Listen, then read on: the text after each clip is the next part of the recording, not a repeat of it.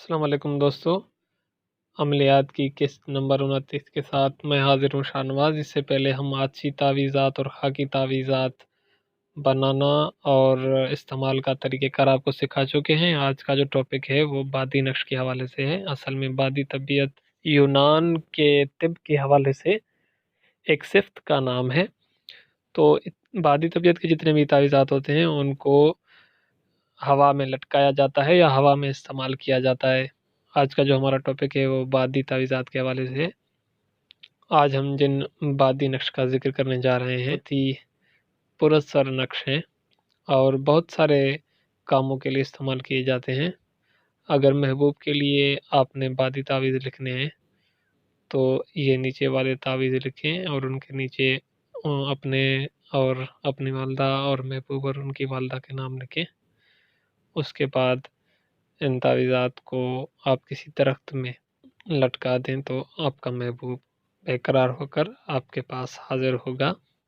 اس کے علاوہ یہ تعویذ، یہ نقش دکان یا کاروبار وغیرہ کے لیے بھی مفید ہیں۔ اگر آپ یہ تعویذ لکھ کر اپنے دکان کی دیوار پر لگائیں تو انشاءاللہ آپ کے کاروبار میں بھی برکت ہوگی۔ اگر کوئی شخص گھر سے نکل گیا ہے یا گم ہو گیا ہے یا ناراض ہو کر چلا گیا ہے تو یہ نقش لکھ کر گھر میں کسی درخت میں لٹکائیں۔ اگر گھر میں درخت نہیں ہے تو گھر کے ساتھ جو درخت ہو اس میں لٹکائیں تو آپ کا گم شدہ جو شخص ہے انشاءاللہ اگر زندہ ہوگا تو واپس آئے گا، ورنہ اس کے متعلق آپ کو معلومات ضرور مل جائے گی۔ یہ نقش کئی بار آزمایا جا چکا ہے۔ محبت کے علاوہ شفا، عداوت، دفع امراض، دفع مشکل، حاجت، سحر اور جادو کے لیے یا فتح کے لیے بھی کافی پراسرار نقش ہے۔ یہ نقش لکھنے سے پہلے ایک رات میں اسم یا بدوح یا ودود کا ورد کریں، پھر اس نقش کو لکھیں۔ نقش کو لکھنے کے بعد کسی تنہا درخت میں اس کو لٹکائیں، نیچے نام لکھیں۔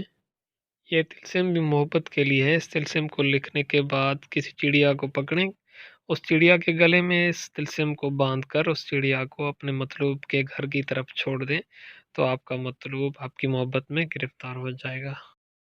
یہ تعویذ محبت کے لیے بہت ہی زیادہ اثر رکھتا ہے۔ اس کی جتنی تعریف کی جائے تو کم ہے۔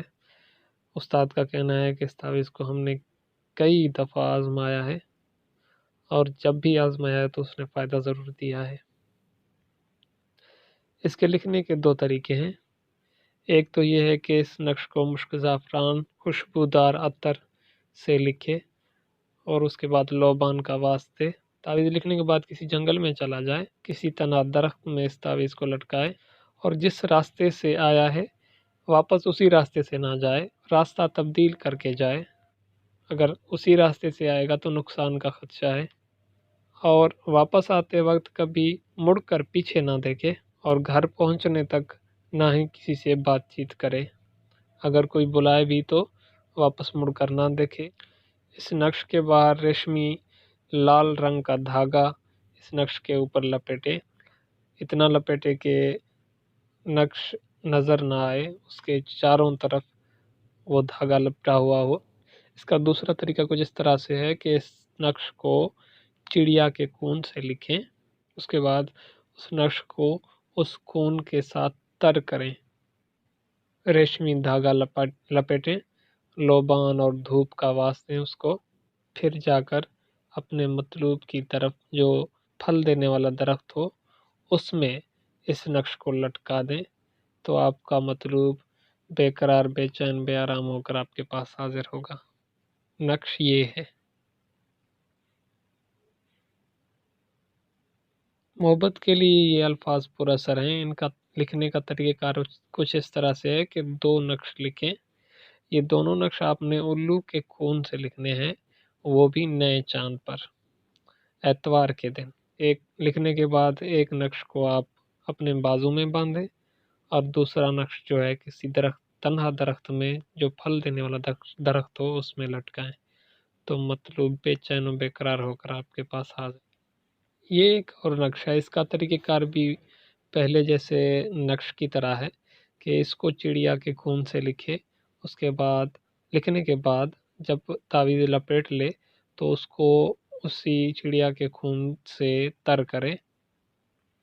اس کے بعد اس کے اوپر ریشمی دھاگا، لال کلر کا ریشمی دھاگا اس کے اوپر لپیٹے، اس کو پھر واسطے دھوپ کا، اس کے بعد کسی اکیلے تنہا سبز درخت میں اس کو لٹکا دے۔ یہ تعویذ بھی محبت کے لیے ہے، لکھ کر کسی درخت میں لٹکا دے۔ یہ نقش بھی چڑیا کے خون سے لکھے، اس کے بعد اس کے چاروں طرف ریشمی لال کلر کا دھاگا لپیٹے، اس کے بعد اس نقش کو کسی درخت پر لٹکا دے۔ بادی نقش کا آج کا سلسلہ یہاں تک ختم ہوتا ہے۔ آنے والی قسط میں ہم آپ کو آبی نقش کے بارے میں بتائیں گے۔ آبی طبیعت کے نقش میں آبی طبیعت کے لیے کون سے نقش استعمال ہوتے ہیں، وہ آنے والی قسط میں ہم آپ کو بتائیں گے۔ اگر آپ نے ابھی تک ہمارے چینل کو سبسکرائب نہیں کیا تو ہمارے چینل کو سبسکرائب کر دیں اور ساتھ میں دیا گیا بیل آئیکن والا بٹن اسے کلک کر دیں۔ تو ملتے ہیں آنے والی قسط